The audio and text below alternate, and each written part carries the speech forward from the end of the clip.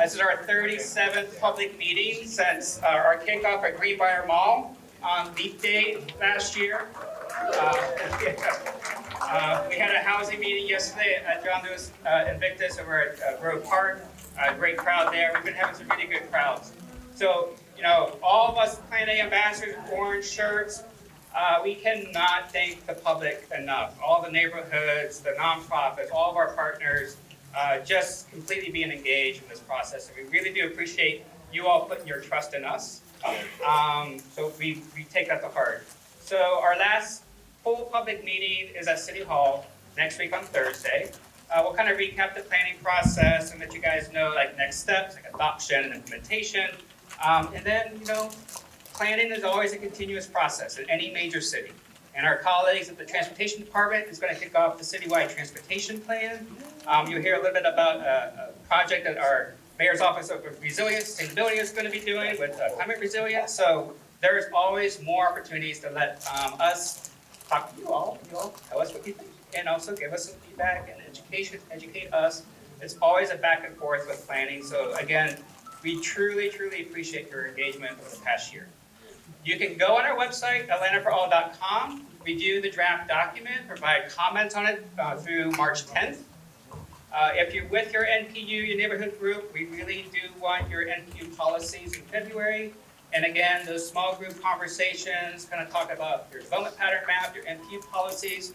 Catherine and I are always open and available to schedule that in the month of February. But you'll start seeing me, Catherine, and a whole bunch of other planners at your NPU monthly meetings over the next 3 or 4 months as we adopt the plan. So you won't see the last of us on Thursday next week, but we're going to the point where we're wrapping up this large public engagement process. Other than that, I'm trying to think if I'm missing anything other than, we got a few city colleagues here. They'll give the perspective of the city, but we also have partners in the community. Just be aware that they have their own perspectives as well. And other than that, we're in community church here. We got your pastor, and so as always, I'm a Methodist son. My dad was a Methodist minister. So I'll go over to the pastor to properly introduce you to his place.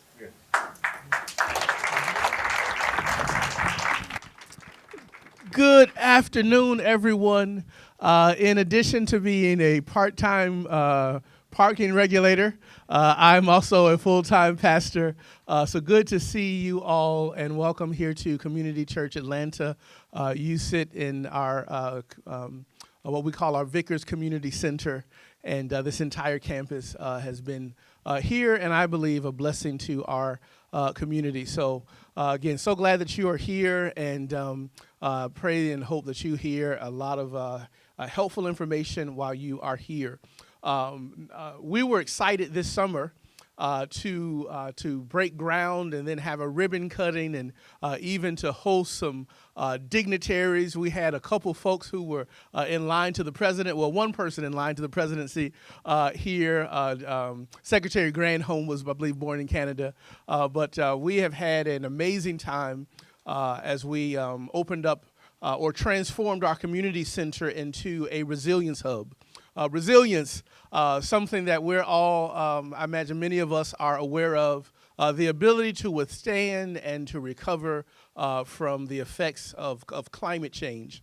And so within our community center, we had already we already feed 300 to 400 families a week's worth of groceries every week, and we have been doing it. And then early 2023, Groundswell approached us about transforming our community center and to a place that people not only are able to get food, but also to become a resilience hub. And so we went down that journey with them. And with Groundswell, and also were looked to benefit from the Inflation Reduction Act this year with some direct pay dollars coming back to us. But let me give you just in a nutshell, a resilience hub is a plan B for the community. When the wheels fall off, that is where a resilience hub comes into factor. We already said around our campus, one of the things I often say is, I want our church to pastor the community. So the very things that my members expect from me, I want our community to be able to get from us. They expect me to be there when an emergency happens. They expect me to be present. They want me to be able to call on me, and that's what I want our church to be in our community. Whether someone is of faith or not of faith, our mission, our effort is to make your life better here in Southwest Atlanta. So in a nutshell, we have a solar system on this community center that's already offsetting our power by about 80. Somewhere between 60 to 80%, and so we are seeing a significant savings each year that we'll be able to help put those dollars back into the food pantry.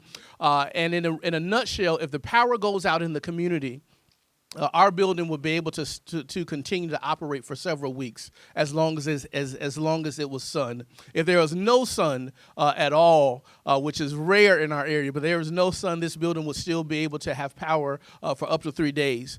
If you decide to take a tour and get a little nerdy, behind the building, you'll see this great big battery storage there, which kind of separates us from some other resilient centers that will allow our building to stay open during power outages. Why is that important? If somebody has medication they need to refrigerate, and Lord have mercy with Ozempic being used for a variety of reasons.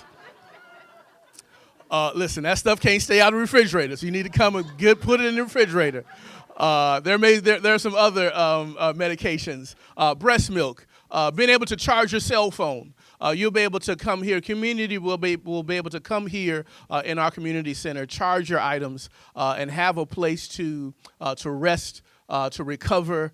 Charge your phone, get some information, and we're looking forward to being able to partner with the city as we position ourselves to be a resilience hub. And so right here, the MPUS meets, Concerned Black Clergy meets, as well as some other, from even Girl Scouts meet in this building. And so if the power ever goes out, as it did in Detroit, where I've spent a significant amount of my life, if the power ever goes out, this building will be open. And so if you need to charge your cell phone, you are certainly welcome here to Community Church Atlanta and the Vickers Community Center. Amen? Amen. I believe I'm under time because we were behind. So let me introduce the lady of the hour. Will you help me welcome our Chief Sustainability Officer for the City of Atlanta, and help her feel special? Will you stand up and give her a hand as she comes? Amen. Thank you so much. Thank you. Thank you, Sandra. Thank you. Give me a hug. That is too funny, but thank you, Pastor Early. We all need to exercise when we're standing up and sitting down in these meetings anyway. I think, Nate, you've got something else you want to chime in with? This by now, like 37th meeting. But if you have any questions for the panel, we are recording this. Our recordings are on our website, atlantaforall.com. So we encourage you all, if you have a question for the panel, please go to the index card. I'll collect it. I'll help facilitate it to get to Chandra, so we can get your question recorded. So that's the way I forgot to mention it. So thank you. All right. Well, good evening, everyone. How are y'all doing? Let's do that again. Good evening, everyone. How are y'all doing? All right. That's much, much better. So I'm just always super excited to be here at Vickers, and just again want to thank Pastor Early for his partnership. And the evolution of Vickers really started back in 2019 in partnership with the Atlanta University Center that is situated in one of our most energy-burdened areas in the city. And as we were looking for a community location with which to partner to establish a resilience hub, we had a few different sites. And I think it's a really important story about community-informed decision-making. So that project, I was working at Partnership for Southern Equity at the time. We were partnered with Groundswell, and our organizers were in community, and we had all this great data. Georgia Power, National Renewable Energy Labs with their technical feasibility studies, and came up with 4 locations for this resilience hub. But what we heard from community is that location isn't safe for our seniors, or some of our seniors and young children can't easily access that location at certain hours. So that was really important feedback. And then COVID happened. Fast forward a couple of years, Michelle Moore and Groundswell got connected with Dr. Eric Hallman, who's here, Miss Robbie Hunter, both founding members of our Clean Energy Advisory Board, which is now our Climate Resilience Advisory Board. And fast forward to helping establish that partnership with Pastor Early and Vickers. And so now here we are sitting in the city's first community-owned resilience hub. So I think that deserves another. So just want to reiterate and appreciate the Department of City Planning and this huge engagement effort. So as we have been working on the Climate Resilience Action Plan, and the Comprehensive Development Plan was happening at the same time. And so I think this is another, I don't know if she's here, if y'all know Gwen Smith, who runs community organization in Collier Heights. And Gwen used to call me before I was in this job, hey, can we talk about the CDP? And I was like, what is that? I do not know what you are talking about. My orientation has very much been on buildings, site efficiency, renewable energy, those kinds of things. And she always wanted to talk about the CDP.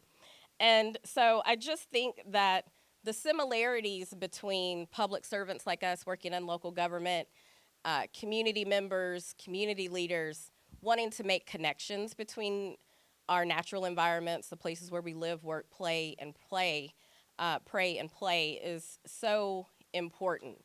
And as we started this work, the opportunity to incorporate, as we were getting ready to update the nature chapter to the Comprehensive Development Plan, it was like, well, we've got to incorporate climate resilience, because the work of our office in sustainability and resilience, we set policies, plans, and targets, but all of that is operationalized through our operating departments.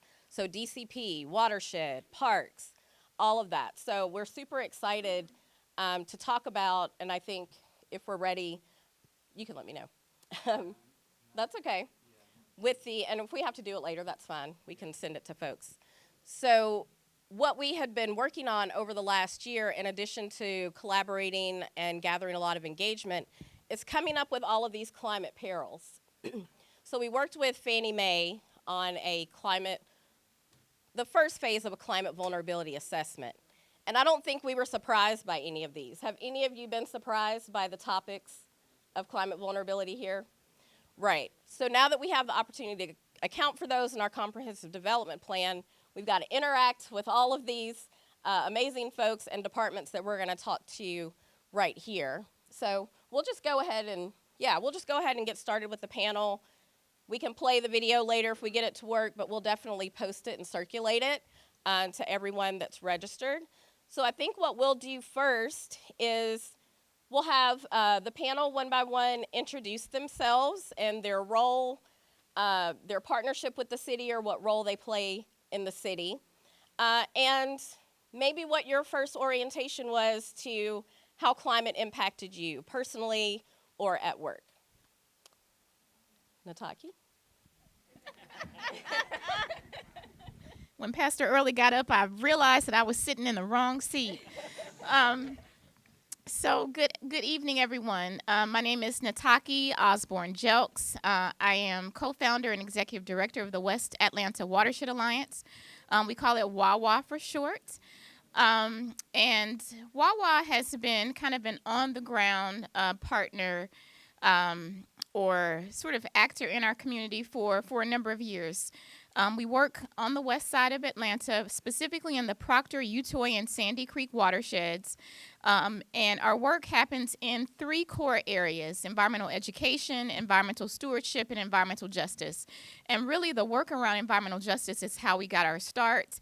We began to be engaged because we realized that a lot of environmental challenges impact communities on the west side, but we are often unrepresented or least represented at decision-making tables. And so on the heels of some community struggles here in Southwest Atlanta when some of our elders fought to not have a combined sewer overflow facility in John A. White Park, which is down the street from here.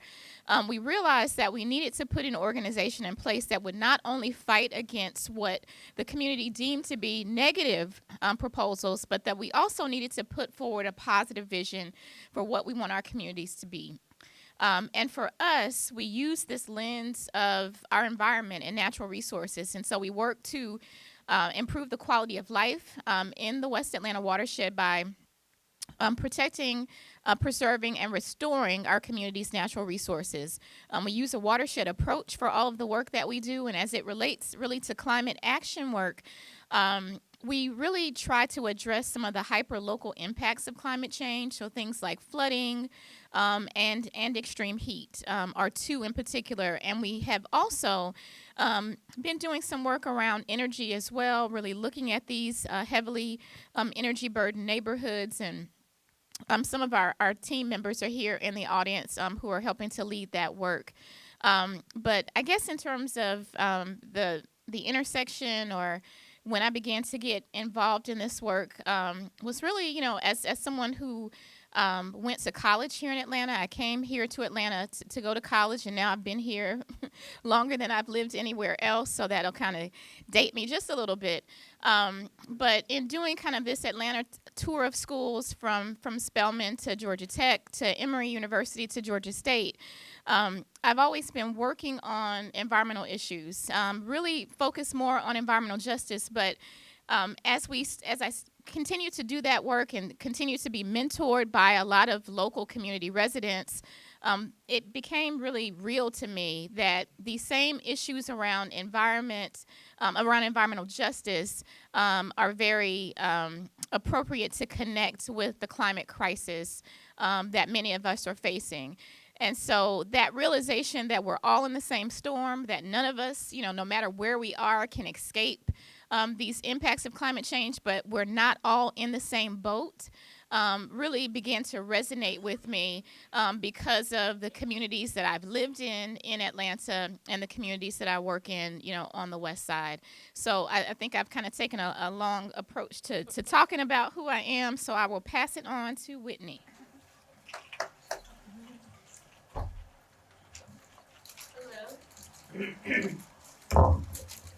Hi everyone, my name is Whitney Barr. I am the Food Systems Project Manager and Planner within the Department of City Planning and in the Office of Housing and Community Development, which is a lot of words. I also think that we bring our full selves into this work. I was trained in landscape architecture. I'm a mom. I'm someone who's been growing food for over a decade, so I feel like food and climate, in my mind, they just always go together.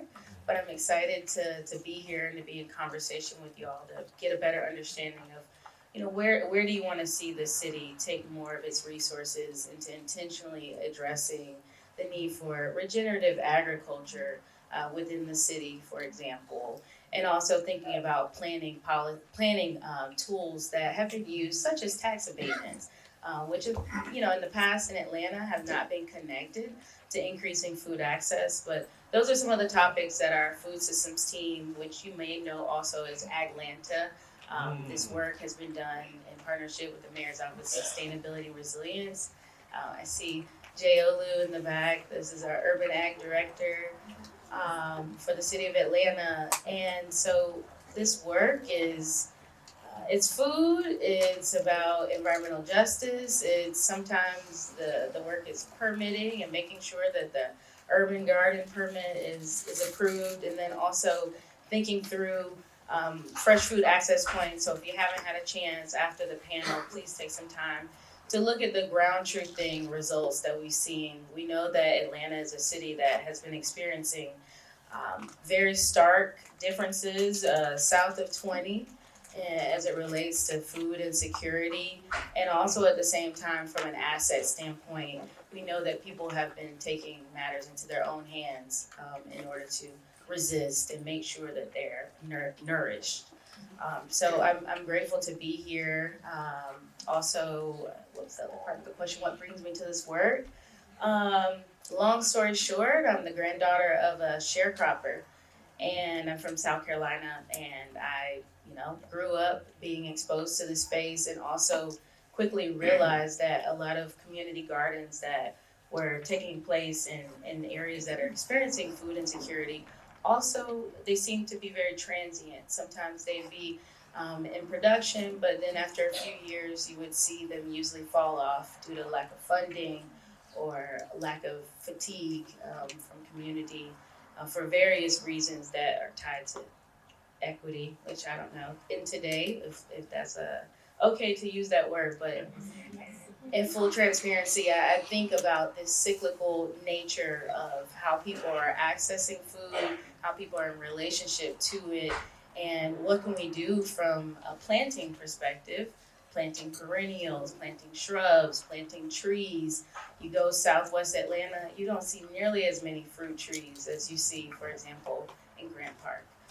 And these things are invisible to the eye unless you're looking for it, but those are some of the questions that drive our work, especially since going out and getting an understanding of what's happening at these different fresh food access points.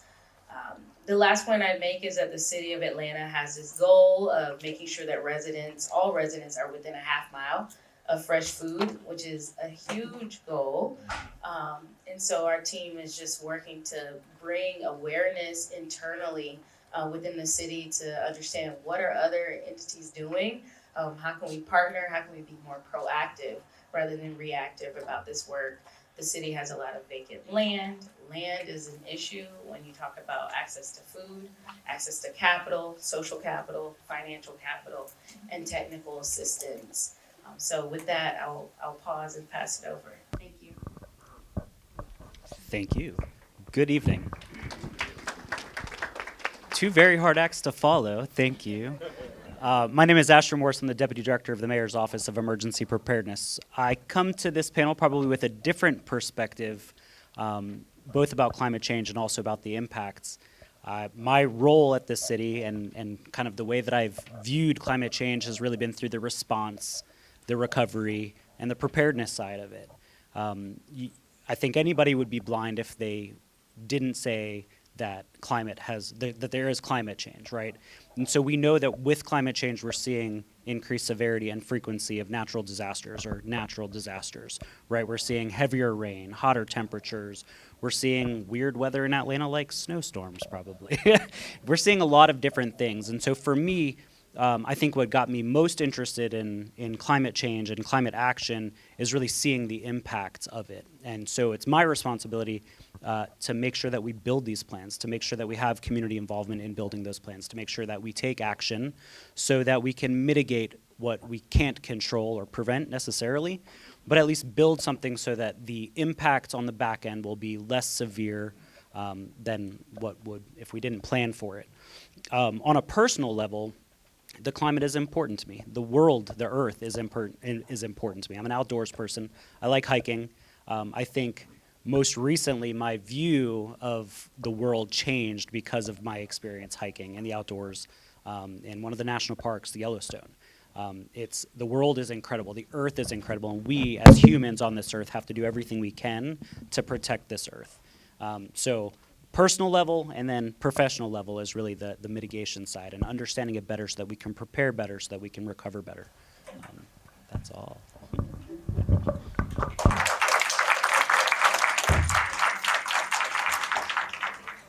Good evening, everybody. I'm really honored to be on the stage with everyone. My name is Taryn Heidel. I work for the City of Atlanta Department of Parks and Recreation.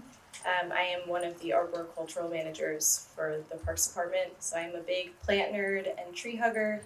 Ask me anything you want about plants. I love talking about plants. What got me really excited about climate and my first intro to that is through nature.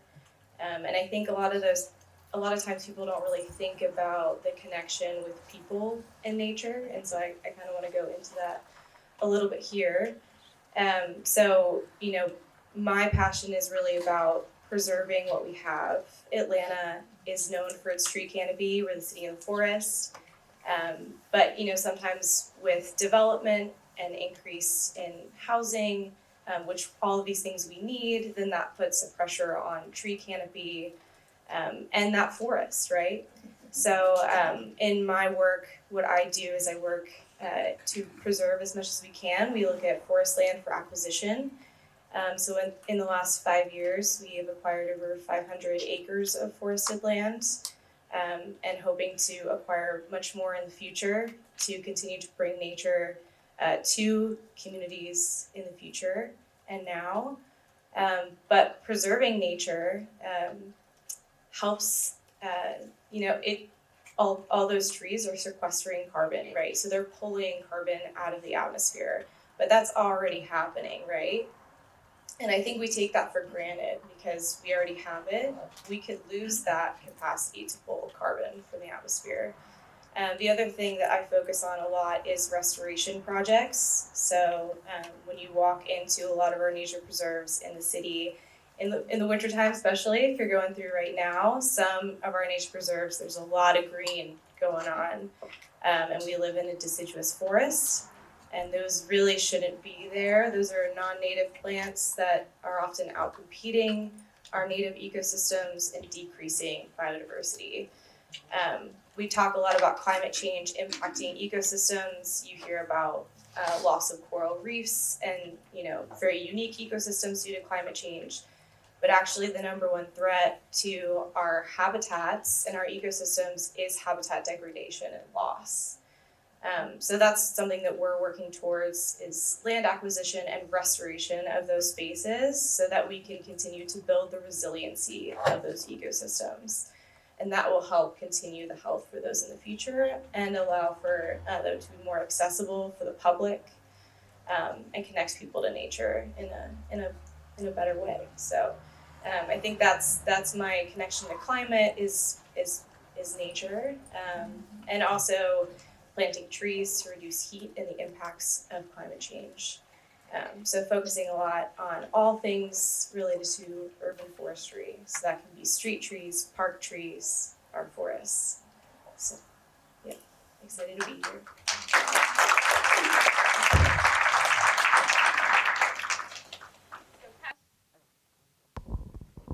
So Pastor Early, you helped us with the introduction and to set us up here for the Resilience Hub. But I would like to know, I don't think that we've really talked about this, how climate has become important to you, maybe how it's changing conversations at community church.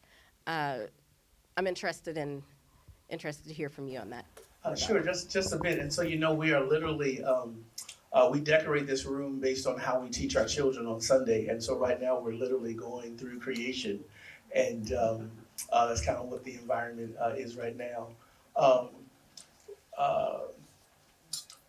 We're concerned with the least and the greatest. And my awareness of the effects of heat has been growing, and so trying to find ways that people of faith and our church specifically can help in that regard has been of great interest to me. It was just this summer that I learned about the idea of tree equity, and that I, discovered how trees are nature's air conditioning units, and how we need to sustain that. And so we're trying to get in kind of where we fit in the midst of this, longer story short. But there are people of faith who care about the environment and everybody, big or small, going forward. So just so everyone knows, when we talked before, we definitely wanted to keep this conversational and just sort of picking up on things, and we will have time, want to leave plenty of time, more time for Q&A than just us talking to each other. But for Pastor Early and Asher, because I've been on Asher and talking to him every chance I get about how important it is for the city to start establishing resilience hubs. And the mayor has been here when we had the grand opening for this. He was really about, we want to be able to do this so we have these places of refuge within 15 minutes of each other. So now we hear a lot about the 15-minute city, those kinds of things. If you didn't know, City of Atlanta has the largest municipal solar program in the state. So we have solar on almost 40 buildings across the city. Yes, please, applause. Applause, applause. We've actually doubled that number since Mayor Dickens has been in office. And so as we've been talking, and all of that solar, this is the prime example of the Mayor's Office of Sustainability and Resilience being an executive office and working with the departments to operationalize all those policies, plans, and targets. So our solar is on our fire stations. It's on our recreation centers. C.T. Martin was our first, right, John R., I think? And one of the largest recreation centers. We've got 2 of the largest recreation centers in the Southeast in Atlanta, and the importance of those being able to serve as resilience hubs. So Pastor Early, Vickers was really already a resilience hub without the solar and storage, right? Being a food pantry, being a place of refuge, you held COVID education events during that, so it's just like the icing on top. How important, Asher, is this kind of community anchor institution to our emergency preparedness efforts at the city? So much. So much. So we have to look at it from multiple angles also, right? So a lot of the work that we would do is to prevent the bad outcomes, whether it's health impacts, which happens from climate change, or just keeping people safe, warm from the cold, cool from the heat. So having more centers like this that are battery powered, that are solar powered, that are resilient, so incredibly important to the community. Because let's just walk through a scenario. Let's say a hurricane or a tropical storm comes through Atlanta, and we have a cooling center open, or we have a warming center open, and there's a major snowstorm that comes through Atlanta. Well, what happens in a snowstorm? Ice accumulates on the wires fall, power goes out. We've now got a warming center, potentially with 100, 200 people inside without power, which means no heat. Or in the summertime, if there's a storm that comes through and knocks out the power, same deal. We've got hundreds of people potentially inside of a building without any power, which means no air conditioning. So if we had more resilience hubs like this, we would be in a much better place. The impacts from a health perspective could potentially, that could change outcomes potentially. So hugely important. I'm a big supporter of it, and I'm so glad that we work together on this. And I'm so glad that we get to work with the operational departments also to really implement these plans to make sure that we are prepared and resilient as a city. Sure. One more idea that I haven't shared that I think is utterly important is when times of emergencies hit, people would love to go to familiar places and see familiar faces. You want to go where people can see troubles are all the same. You want to go where everybody knows your name. Okay, I'm not that old. But one of the things that I often talk about, and even got a chance to talk about at the White House, is if a weather emergency happened, my wife and I, we could get in our car and we could drive up north to where we're from. There are a lot of people some of the same people who will be impacted by food deserts are also highly impacted by these weather-related emergencies. They can't drive away. They don't have cars to get away. And so they're just stuck. And so having these resilience hubs, places that people can go to and that they're familiar with and they'll know someone, I think that really heightens the importance of these hubs happening across the city. Absolutely. I appreciate that, especially those lyrics.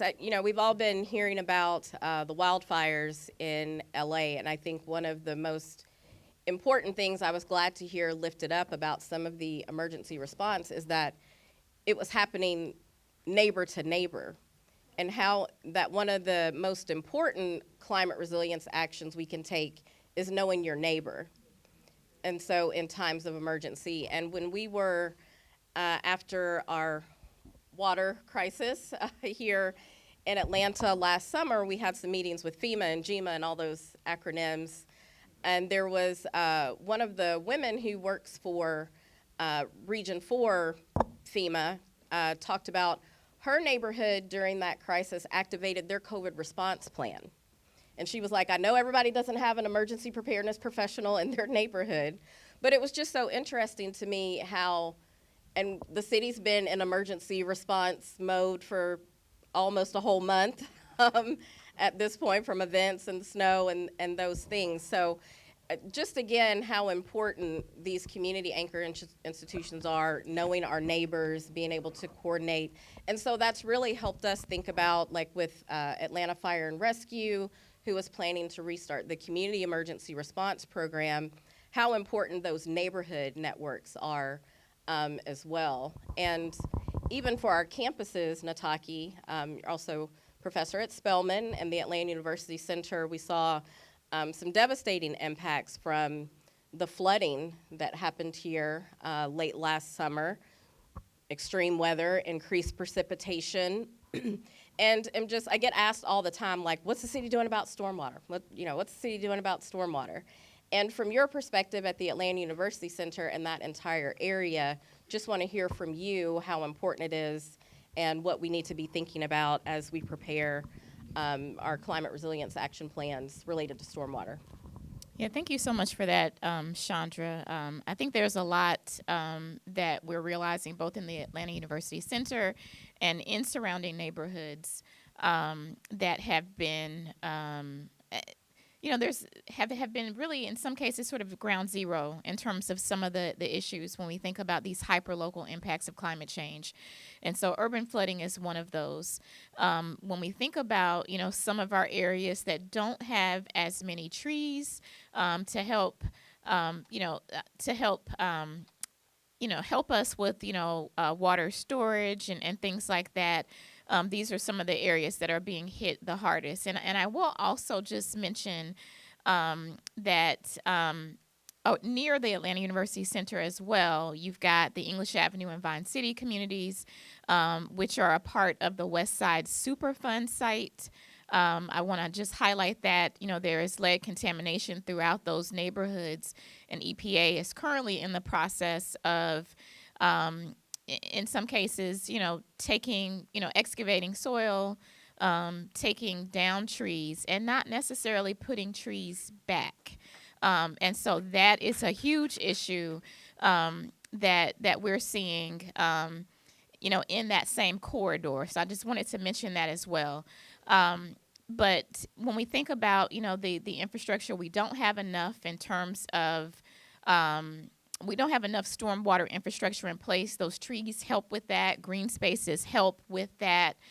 Green infrastructure does help, and the city has, to its credit, installed a lot of green infrastructure in the western part of the city, in the upper reaches of the Proctor Creek watershed, in part because of community advocacy to make that happen. But we still find that there are many challenges and still a lot of attention that needs to happen. I know that the Atlanta kind of coalition of schools have tried to get funding even from the federal level to do more green infrastructure around the Atlanta University Center. That hasn't all come to fruition. So that's still something that we need to work on in that corridor, as well as the surrounding neighborhoods. Just making sure that we're doing all that we can to put the infrastructure in place to help address these issues. So just lots of things. These communities are facing, kind of insult to injury, and there is a lot of work, good work that has happened, but still a lot more that needs to happen. Thank you for that. And Whitney, you're a Spelman, is it alumna or alumna? Yeah. So I know that so much of your time there has informed your work, and again, situating where we are, thinking about place. When I get to ride back and forth around Vickers, I'm always saying, like, there's a lot next door. There's a lot of land behind the church. Patchwork is down the street. Wawa is down the street. Outdoor Activity Center. Outdoor Activity Center at the West Atlanta Watershed. The West Atlanta Watershed Alliance in the Outdoor Activity Center. Thank you. So, Whitney, I'm just thinking about, the proximity right here in this pocket seems good. But as we're thinking about the climate resilience aspect and the local food ecosystems aspect, how can we make sure we improve upon that with the climate, with the comprehensive development plan? Big question. So So a few thoughts. I'll start at like the parcel level because a lot of our work within our food systems team is situated around two programs. So one of the programs is the Grows a Lot program. So the Grows a Lot program is a municipal lot lease program where there are residents who have taken interest in growing food, and the city is leasing out land for them to use it for food production. And that program has worked well since it was launched in 2018. And now we're at a point where we're looking at it from a climate resilience standpoint. So when you take sites that are already doing the work from a community garden or urban farm perspective, and you look at particularly within food insecure neighborhoods, there usually is a lot of opportunity for regenerative agriculture to be taking place on site. So I'm talking about like buffer around the perimeter of the parcel. How are we managing stormwater on site? We're currently working with some of our Grows a Lot sites to actually develop landscape design plans. Short term, what are going to be our interventions to help the farmers increase their yields? And also in the long term, how can these sites really serve to be forms of edible green infrastructure where we can have folks come out to visit and learn practices that otherwise you may not be exposed to. I think one of the benefits of being within a city is that when you have, when you do get a chance to experience urban farms or gardens, it's an opportunity for education and also for community. These are places of placemaking and placekeeping. Patchwork City Farm, if you've ever been to their farmers market stand and seen Chef B out there with the delicious beet hummus and just the experience that this is a very different space than if you were to go out to a farm on the outskirts of Atlanta, which is much more involved in nourishing the residents within the city. We're talking about the role of urban agriculture and placekeeping and exposing folks to how can I grow food vertically, for example, or what does it matter if I start to install blueberry shrubs within the site outside of the raised beds. So how do we take this from being spaces that are usually focused on annuals where you have the site is wiped every season because you're starting over, which is not climate resilient. So how can the city within our team budget that we have invest in plantings to help make the sites more resilient so that you're not having a farmer having to start over, which is very exhaustive from a labor perspective, but also it's not something that's working in partnership with the soil. We don't have hardly any topsoil within the city of Atlanta, and so when you start farming, there is a lot of inputs needed in order to even get the soil ready. And that's, I think there's a lot of work that happens in food production that, I say this, it's hard to see how food systems necessarily connect with climate resilience until you start to notice, wow, okay, when I go to the grocery store, that apple had to travel 1,500 miles to get there. What does that have to do with this local garden that's starting to grow a few fruit trees on site? So we're not looking to replace the industrial ag complex in which we're living in, but how do we work to at least offer opportunities for other options? As you were mentioning, Asher, about emergency preparedness. So what happens when there's a disruption in the supply chain? What has the city done to help connect different fresh food access points so that, for example, some farms have access to cold infrastructure? There's a lot of greenhouse gas emissions that come from the food and ag space, and so it gets a bad rep. And so the concept of connecting food systems with climate change is it's a paradox in some certain ways. So that's the long story long response to that question. And I think also that would just add to that there's a lot of opportunity for cities, not just Atlanta, to make space for farmers, such as, you mentioned Patchwork and the role of the garden at Spelman, for example.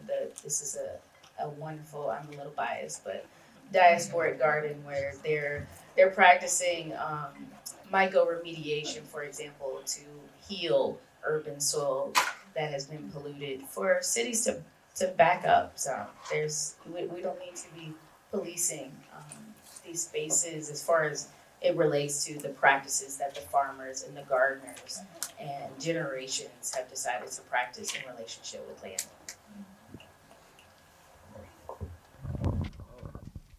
I'm really curious to learn more about this edible green infrastructure. It sounds really cool, but it also sounds like an excellent mitigation tool when we were talking about flooding.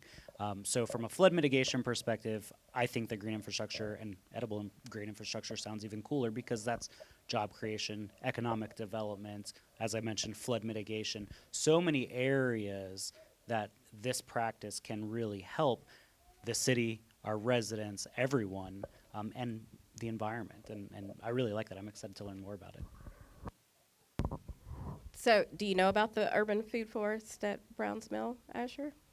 Ooh, yeah. We'll have to talk about it. So, I kind of wanted that to be a lead-in, Taryn, to everybody. Trees are what people think about when they think about sustainability and climate.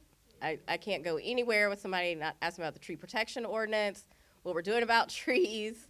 And our office, has always incorporated the standards from the tree protection ordinance into our all of our planning, the Resilient Atlanta strategy. One of the first meetings I had when I started, Deputy Seidel and I and Jay Olu with Commissioner Prince from DCP and Deputy Sidafal was exchanging information about, okay, hey, these are our standards on trees. What do we need to be incorporated in our plans? What are you updating? The mayor's made some new commitments around downtown tree planting. So we'd just kind of like to open up a little, let our last couple of minutes before we open it up to questions, particularly around the urban forest master plan opportunity. Right. I think trees are something that people think about a lot when it comes to sustainability, as you said. I think we think about preserving and planting trees mostly, but people really forget about that maintenance thing. With a lot of trees comes a lot of responsibility. And so, Nataki had brought up English Avenue and the EPA Superfund earlier. And what's really interesting about that project is the EPA is actually contracted to plant back every tree that they remove. However, they have to ask the permission of the homeowner to do that, and only 50% are taking them up on that.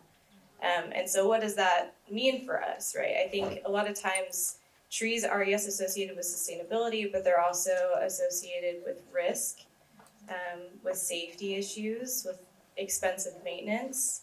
And so if we want to live in a resilient city, if we want to live in a city in the forest, we have to really consider that.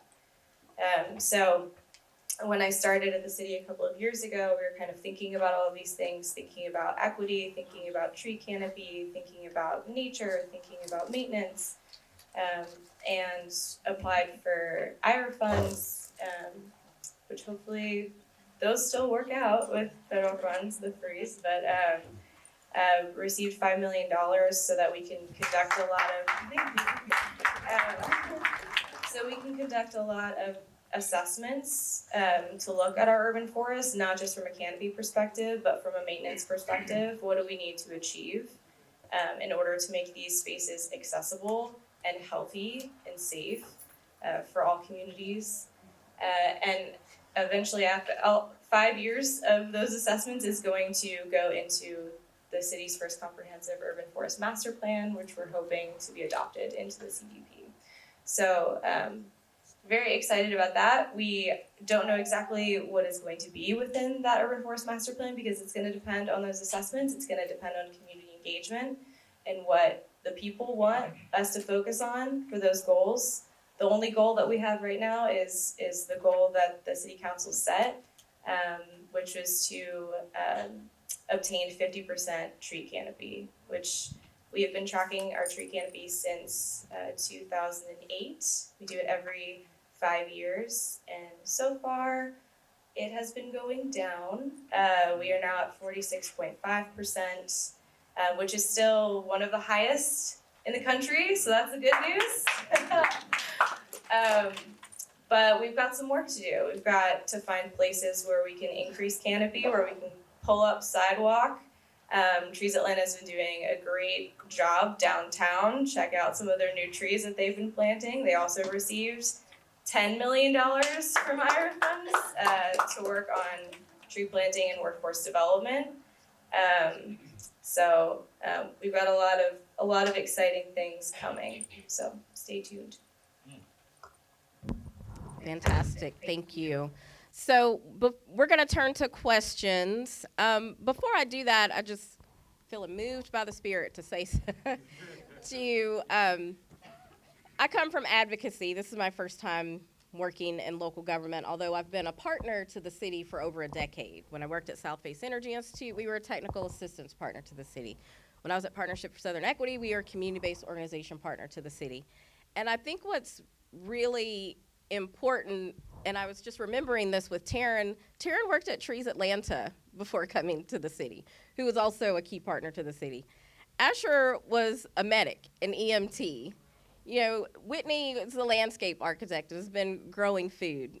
Nataki is also a partner, EJ, a partner to the city. Pastor Early, leading this institution. And so, and with all of the Plan A meetings that have been happening and the people that have been on these panels, I think it's just really, it's encouraging to me, especially in what can feel like very dark times over the last 8 days or however many days it has been, to remember and be surrounded and comforted by the fact that we are City of Atlanta employees and city officials who are also residents and members of our community who come to our work with very much passion and consideration and understanding of how important it is to have this input and make sure we're thinking about it as we're building out this plan. So I just wanted to say that, and I wanted to thank all of our panelists, and we're going to go to some questions who will be able to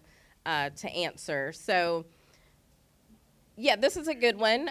Whitney, how does being within half a mile of fresh food, how does that look? What does that look like? How does that work? How does that work as far as, are we tracking it based off of mode of transportation? I think that's a good way to help answer. Sure. And So then talk about fresh food access map. yeah, so currently we've been measuring half mile driving. So the map is showing you the vehicular half mile around each fresh food access point. The fresh food access points that we currently are tracking are the edible landscape side, so community gardens, farms. We also have farmers markets. We are now starting to track mobile markets. It's difficult to show the mobile role of food on a map, but we know that this is an important part of the situation. A lot of people who are food insecure also are lacking in access to a vehicle. So this is just like a snapshot of the story by showing the half mile buffer.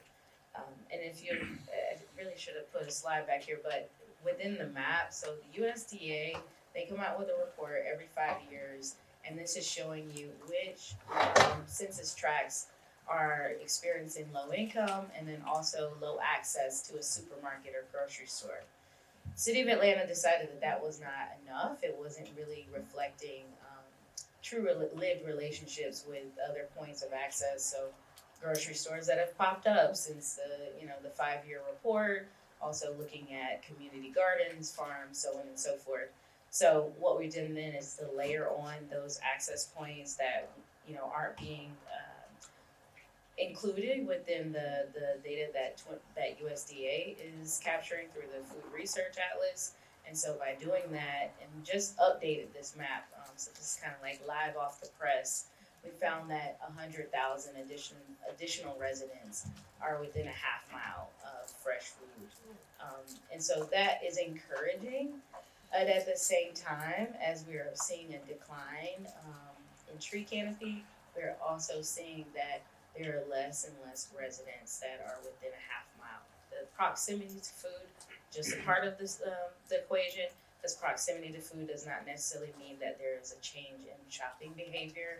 It does not necessarily mean that there is a change in how you consume your food. So we have to layer onto that to address, or at least to uplift from our food system planning perspective, other layers that we haven't included here, such as the point later of health access. So where the health facilities, areas that are showing voids in fresh food access points, also are lacking in hospitals.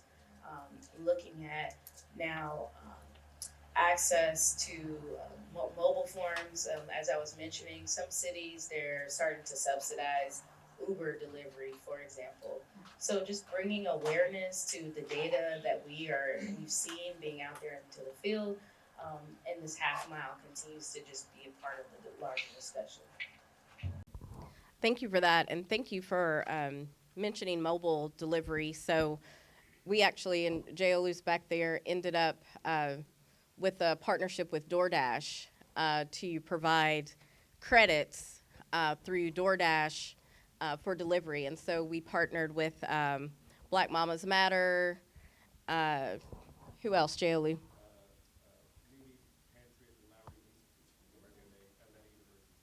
Yeah.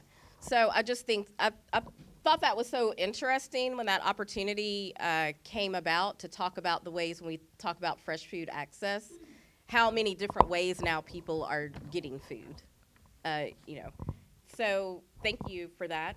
So I'm gonna toss it to Deputy John R. Seidel back there for this next question. Are there ways that the city can encourage lower energy use and water use? As I was running up, what was that one more time? Yep. I'll just read it. Okay. Are there ways that the city can encourage lower energy and water use? Yes, there is. So there's a lot of, even though there's a lot of the federal funding is paused right now, we don't have to just rely on the federal government. There are a lot of programs that are out there. If you're talking about energy use, Georgia Power has a multitude of different low-income qualified as well as energy efficiency programs that help support everything from energy assessments to rebates for across-the-board improvements. So that's a really, definitely check out the Georgia Power programs. We also have a weatherized program launching too, if you want me to pass that over after I'm done saying for water use. The Department of Watershed Management has a toilet rebate program as well, Care and Conserve. If you have any questions about that, the DWM table is right over here. What else am I missing?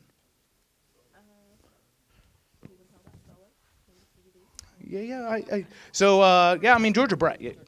So Georgia Bright. So there's a low median income solar program for single-family residential for households that make $100,000 or less in total.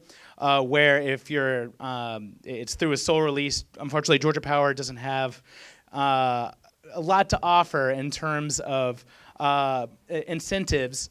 Right now, they'll pay you for the avoided costs, which is pretty much paying you for a fraction of anything that you put back on the grid. So a lot of solar programs are based from what they say behind the meter, an offset.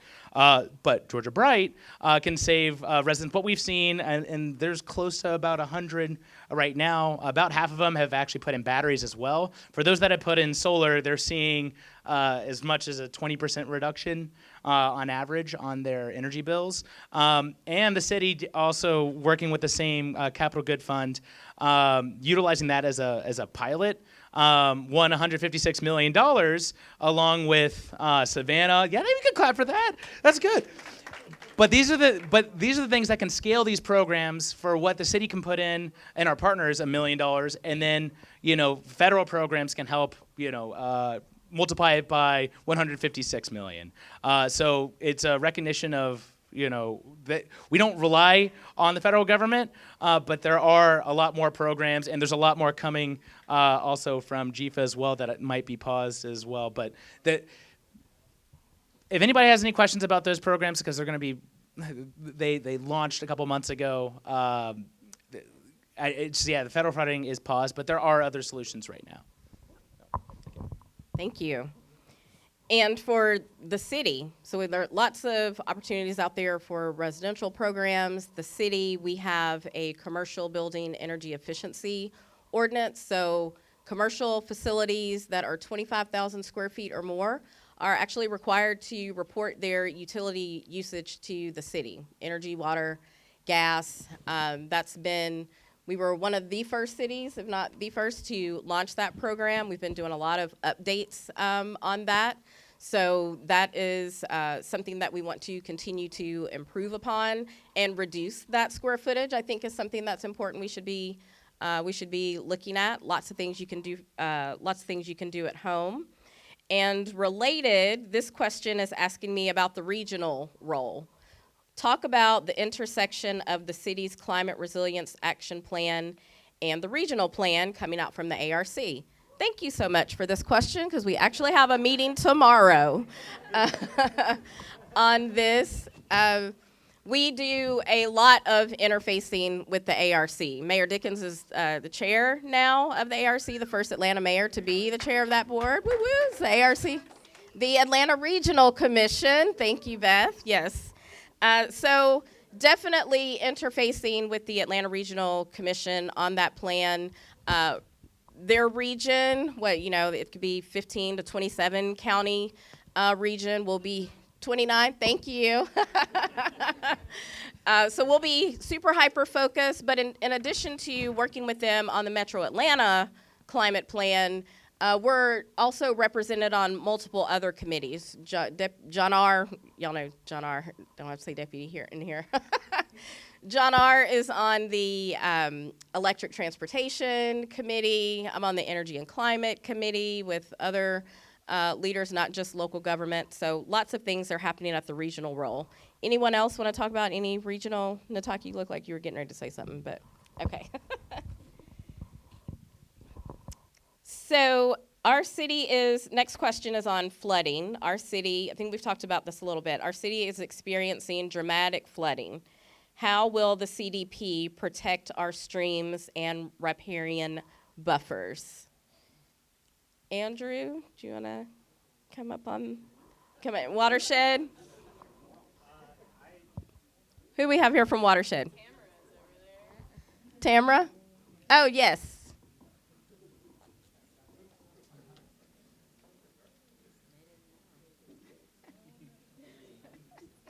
I probably didn't tell them I was going to do that, but I think this has been And Tamara, how long have you been in your role?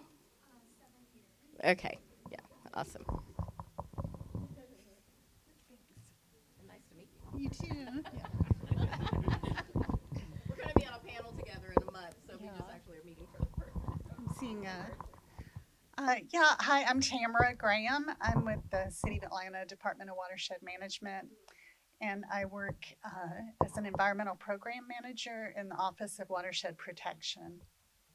So we have quite a lot of initiatives to mitigate flooding in the city and address stormwater issues.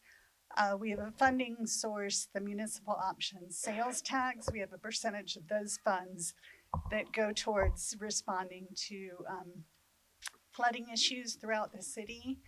And so we have some that are strictly kind of engineering solutions, like where we have a issue where we need to address like clogged inlets, expanding pipes and things like that. But we also have a really extensive green infrastructure program. And so we look for ways where we can manage stormwater in more natural ways using nature-based solutions. And we have a lot of information on those initiatives at the table there. And they include large kind of stormwater parks, for lack of a better term, like Cook Park, you may be familiar with, historic Fourth Ward Pond, Dean Rusk. But we also really look to enhancing, and we work closely with the Parks Department and with the arborists, to enhance the city's natural green infrastructure. And that includes our natural waterways. We have quite a lot of conservation properties, close to 2,000 acres that are include extensive stream buffers throughout the city, protected stream buffers. And we have a stormwater ordinance requiring new development to manage their stormwater on site. And we have a lot of kind of partnerships, a lot of great work that Wawa has done and other community groups in the city. So there is a buffer panel, a riparian buffer technical panel that reviews any kind of encroachments into the stream buffers. And the state has a requirement that you cannot disturb 25 feet from the top of rested vegetation in the buffer, but Atlanta's ordinance protects 75 feet from the top of rested vegetation. And a lot of initiatives to kind of protect that buffer, replant the buffers, remove invasive vegetation from the buffers so that the native plants can thrive. So. Thank you. Thank you. I just wanted to also say, and thank you for that great overview that came from Tamara. But one thing that we don't have that we need to help address stormwater issues is a dedicated source of funding to address these ongoing issues, to make new investments, to work on maintenance. And, you know, definitely I think Atlanta has been creative and innovative, you know, with the most sales tax and, you know, the Rockefeller, you know, environmental impact bonds and all of those things over the past several years to invest in our green infrastructure. But having that dedicated source of funding is really critical. Other cities have it. Some other cities who don't have it are looking at ways to make it happen and to do it in a way in which it's done with, you know, in an equitable manner. And I say that because, you know, having that dedicated source of funding, you know, for some people equals, you know, maybe more fees or whatever. But there are cities who have done it in a way in which it can be equitable and not harm those who are, you know, least able to shoulder some of that financially. But that dedicated source of funding is never going to, or not having a dedicated source of funding just means that we're piecemealing things to a certain degree. I mean, we're being innovative, you know, with using what we have access to. But I think there's something, we're not pushing for what we really need, and that's that dedicated source of funding. Thank you for that, Ataki. Taryn, how can we advocate most effectively for specific forested parcels to be purchased? And just FYI, we've got about 8-ish minutes left for questions. I've got a big stack here, but I think what has been practiced and what we're happy to do is take any that we don't answer and answer them and post them perhaps on the Plan A website on a page, so everybody that was here tonight and anyone else who has some of these questions can see those answers. Okay. Yeah, so I think we used to have an email that was meant for land acquisition. However, for forest land, if there's any properties that you think that the Parks Department should look at acquiring, you can just email me. My email is taheidel@atlantagaga.gov. Right now, we're looking at a lot of our data comes from our urban tree canopy assessment. So we take all of that data and look at it at the parcel level. So I'm looking at like every single parcel that's more than 5 acres and forested. So we've got a long list, but if you think that there's one that's super special, and you've got connections to, because that's the other thing, we've got a lot of properties that we're interested in, but sometimes developers don't respond to us or they don't exist anymore, like after 2008. So yeah, I think if you have a forested parcel that you think that we should be looking at, we're looking at especially areas in which we don't have existing park space, or if we're expanding existing nature preserves. That's a big priority for us. But in general, we're trying to acquire forested land and preserve canopy. So if it's, you know, a really high quality forest, it doesn't necessarily have to meet those criteria. So yeah, feel free to reach out to us. And if you can't remember my email address because it's not written anywhere and I just said it. You can also ask for my information from Parks Customer Service.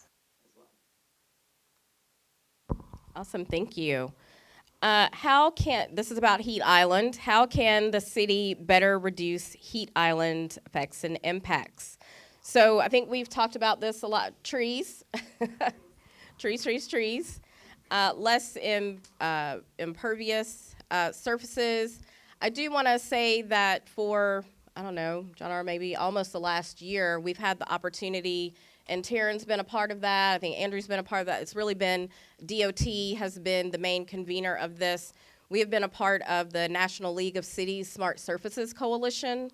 And so that is a coalition that is convened by National League of Cities, working with multiple cities. And so we are basically getting technical assistance to convene us in various meetings and coming up with model policies specifically to address heat island effect through various smart surfaces policies. Some cities have cool pavement policies, cool roof policies, green roof policies. So those are kind of some of the things that we've been talking about in the smart surfaces group. So I think stay tuned.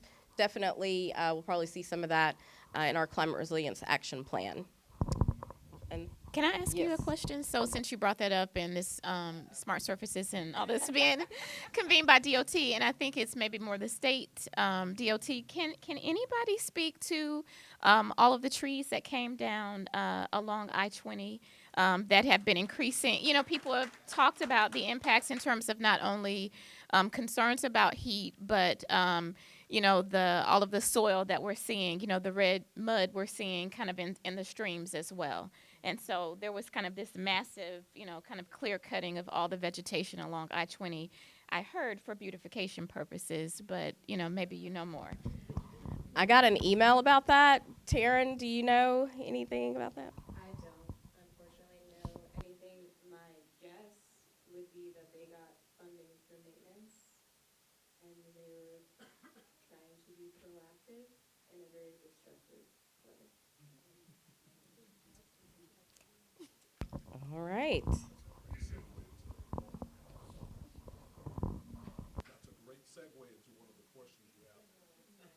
Okay. Which one, sir? Uh-oh. There's a few of those, let me tell you.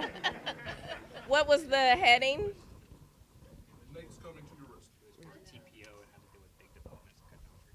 Oh, okay.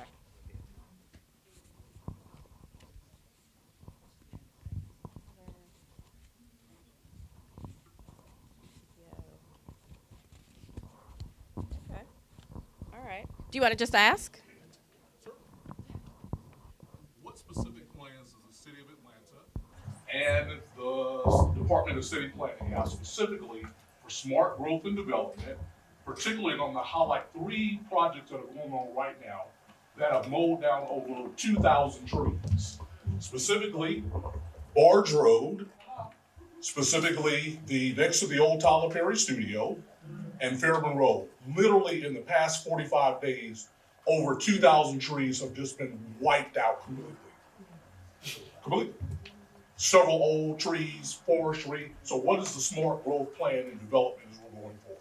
Because my understanding is that each of those projects are going to be for apartments. Thank you. I think that's me again. One, I will say one of those properties was one that I was interested in acquiring. So I shed a few tears earlier this week when I realized that had happened. So that's one thing that we're trying to do for that purpose is acquiring those properties because they will get torn down and developed. So, you know, some of the properties that we've already acquired were slated to become landfills or like large industrial developments. So acquisition, I think, is a really big tool.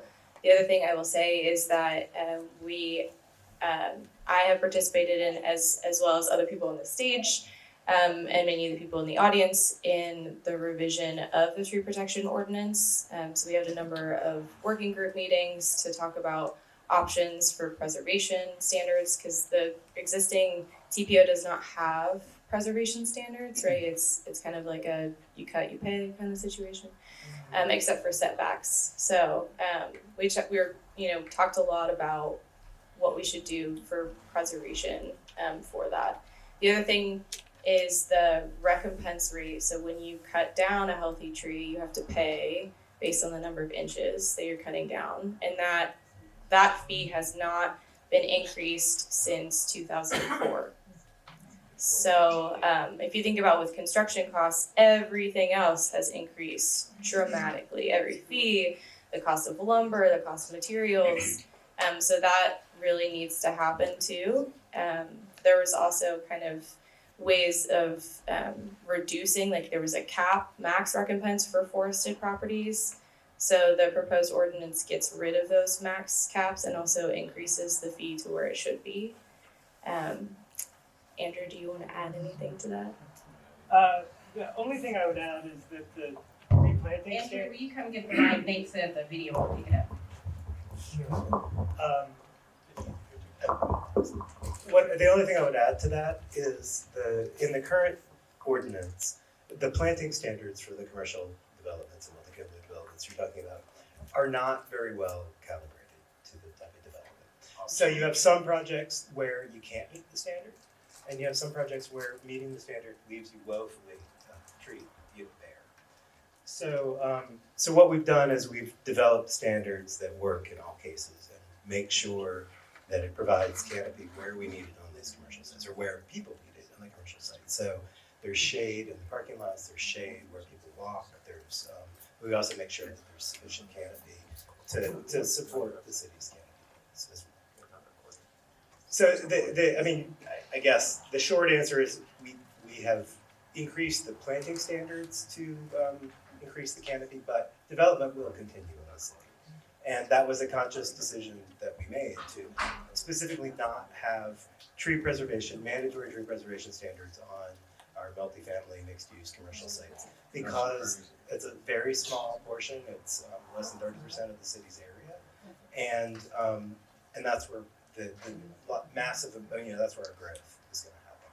And they need, builders and developers need maximum flexibility on their sites where our density is going to happen. Commercial growth. No, they don't. Well, let me add to that really quick before everyone starts yelling. There was one required preservation standard for a multifamily, and that was for what we're defining as greenfield sites, which are for forested parcels. So it was a requirement of preserving 30% of the forested area.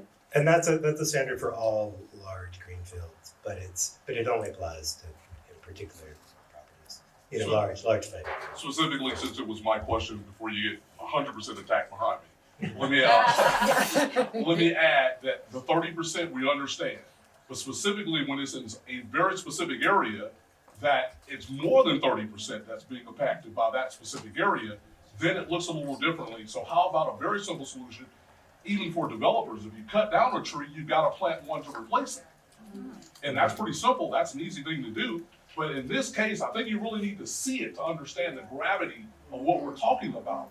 Literally, I'm not exaggerating, over 2,000 trees have been just obliterated in a matter of 45 days. Yeah. And there's no real plan.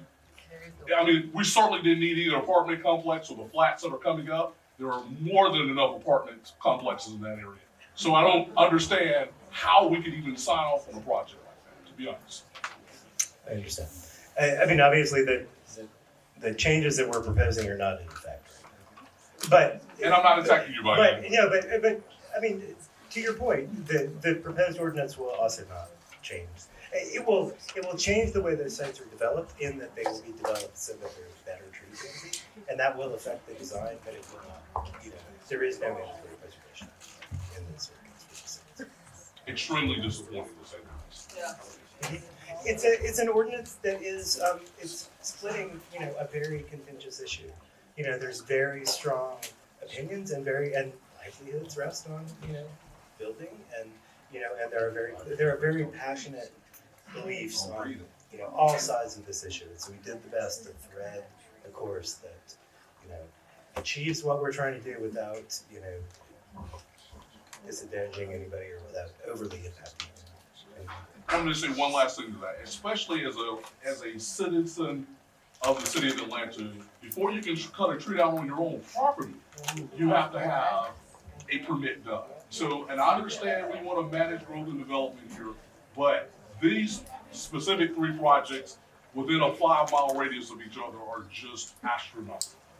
I will also say, so when we're looking at kind of like what they're paying, so they are getting a permit. But what they're paying is such a small fraction, the smallest fraction of what they would be paying with the new tree protection ordinance. And that is going to be a deterrent for some developments to do that. And a lot of times they're clear cutting to regrade the entire site, right? Like they're not trying to plan around the site. Yeah. So I do think like that it's going to be a significant cost increase.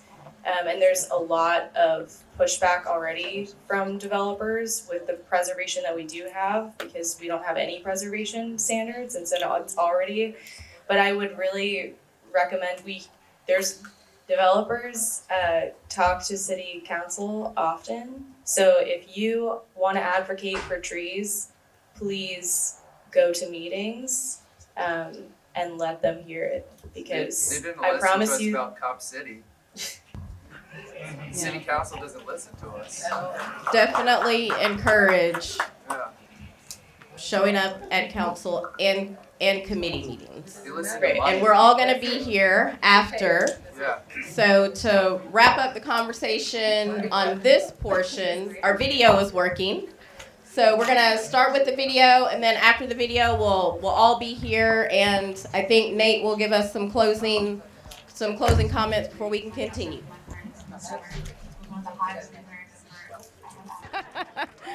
Thank you to this panel and to all the questions. We'll be here. We've got all these cards. We'll follow up virtually. Thank you all. Pastor, thank you so much for being our host. And we should be good guests and try to get out by 8 so his staff can go to their houses. So then, thank you all. AtlantaForAll.com. Please send us your comments on there, email. Check out our last meeting next week, and we'll see you at our MPU meetings coming up. Thank you all.